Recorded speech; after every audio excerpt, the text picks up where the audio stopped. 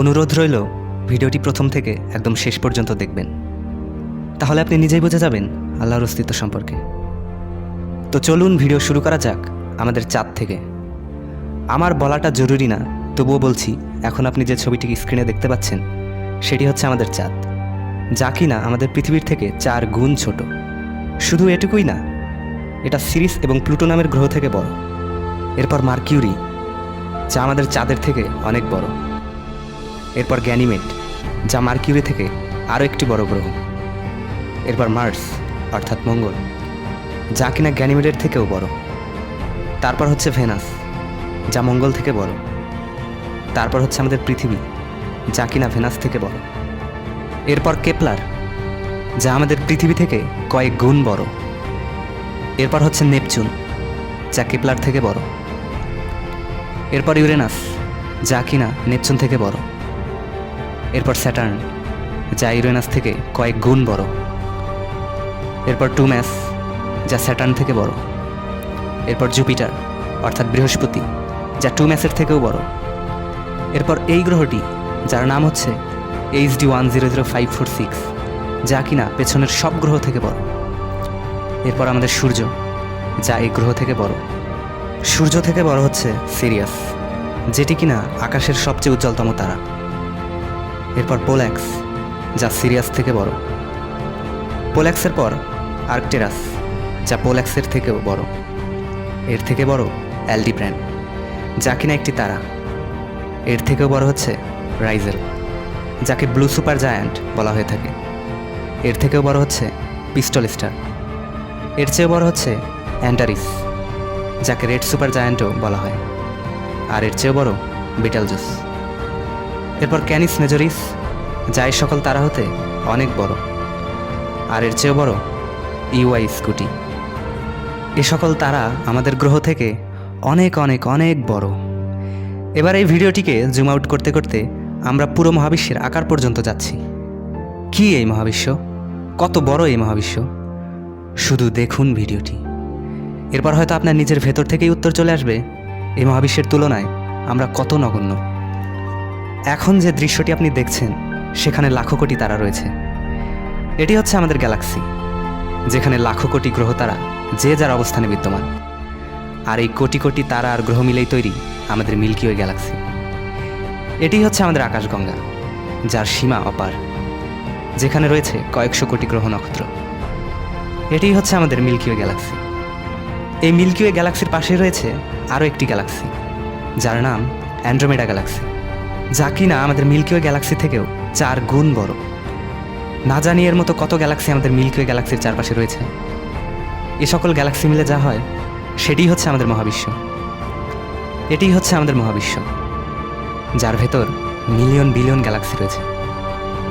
এটিই হচ্ছে আমাদের মহাবিশ্ব। আর শুধু এটুকুই নয়, এখন আপনি স্ক্রিনে যা দেখতে পাচ্ছেন সেটি হচ্ছে আমাদের ইউনিভার্স, যা কিনা একটি বল। না জানি আমাদের ইউনিভার্সের মতোই কত লাখো কোটি ইউনিভার্স রয়েছে এই মহাবিশ্বে। আর এই কোটি কোটি ইউনিভার্স মিলেই তৈরি হয় একটা মাল্টিভার্স। হয়তো এই মাল্টিভার্সের উপরেও এক সুপারভার্স আছে, যেখানে হাজারো মাল্টিভার্স আছে, লাখো কোটি মাল্টিভার্স আছে। এটিই হচ্ছে আমাদের মহাবিশ্ব। খুব অবাক হচ্ছেন, তাই না? এখান থেকে মাইক্রোস্কোপ লাগিয়েও যদি আপনাকে খোঁজেন, আপনার অস্তিত্ব তো দূরের কথা, আমাদের গ্যালাক্সিকেও খুঁজে পাওয়া যাবে না। ভিডিওটি দেখে একবারও কি ভেবেছেন যে এগুলো আসলো কোথা থেকে? কোথা থেকে আসলো এই মহাবিশ্ব? কে বানালো এই মহাবিশ্ব? এত বড় স্পেস, এত বড় জায়গা কিভাবে চলছে? আমরা মানুষরাই তো কোনো কিছু বানানোর আগে চিন্তা করি, পরিকল্পনা করি, তারপর একটা জিনিস তৈরি করি যাতে সেটা সঠিকভাবে কাজ করে। তাহলে আপনার কি মনে হয় যে এত বড় মহাবিশ্ব, এত বড় স্পেস, এত বড় জায়গা, সব কিছু এত নিখুঁতভাবে একাই চলছে? কখনোই না। বরং কেউ তো এগুলো বানিয়েছে এবং তার দ্বারাই এগুলো পরিচালিত হচ্ছে। চলুন মহাবিশ্বের কথা বাদই দেয়া যাক। মিশরের পিরামিডের নাম হয়তো সবাই শুনেছেন। কখনো কি ভেবে দেখেছেন এত বড় পিরামিড কিভাবে তৈরি হয়েছে?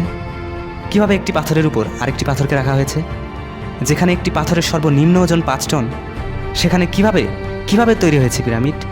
পিরামিডের কথা বাদই দিলাম, আপনি কি স্টোনহেঞ্জের নাম শুনেছেন? স্ক্রিনে যে ছবিটি দেখতে পাচ্ছেন সেটি হচ্ছে স্টোনহেঞ্জ। কখনো কি চিন্তা করে দেখেছেন এইভাবে সাজানো লম্বা লম্বা পাথরকে একটির উপর আরেকটিকে রাখা হয়েছে কিভাবে? কে রেখেছে এগুলো?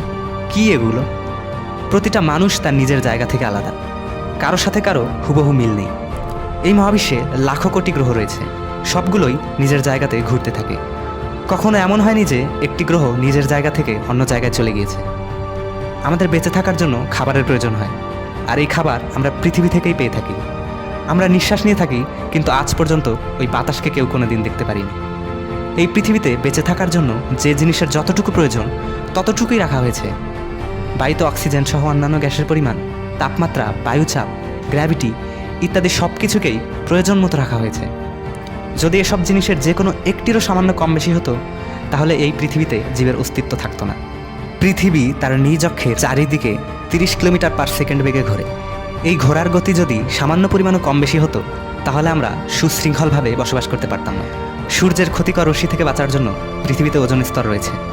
এটা না থাকলে পৃথিবীতে কোনো জীব বাস করতে পারতো না। বসবাসের জন্য যে সব জিনিসের প্রয়োজন সব কিছুই দেওয়া হয়েছে। এরপরেও কি আপনার মনে হচ্ছে যে সব কিছু এত নিখুঁতভাবে একাই চলছে? কখনোই না। বরং এমন একজন আছেন যিনি এই সব কিছুকে বানিয়েছেন, সব কিছুকে চালাচ্ছেন। তিনি আর কেউ নন, তিনি হচ্ছেন সব কিছুর মালিক, আমাদের সৃষ্টিকর্তা মহান আল্লাহ। তার পরিচয় সম্পর্কে আসলে আমাদের কোনো ধারণাই নেই। সকল প্রশ্নের উত্তর আপনি 1400 বছর আগে কোরআনে পেয়ে যাবেন। মন দিয়ে কোরআন পড়ুন, আল্লাহকে জেনে যাবেন।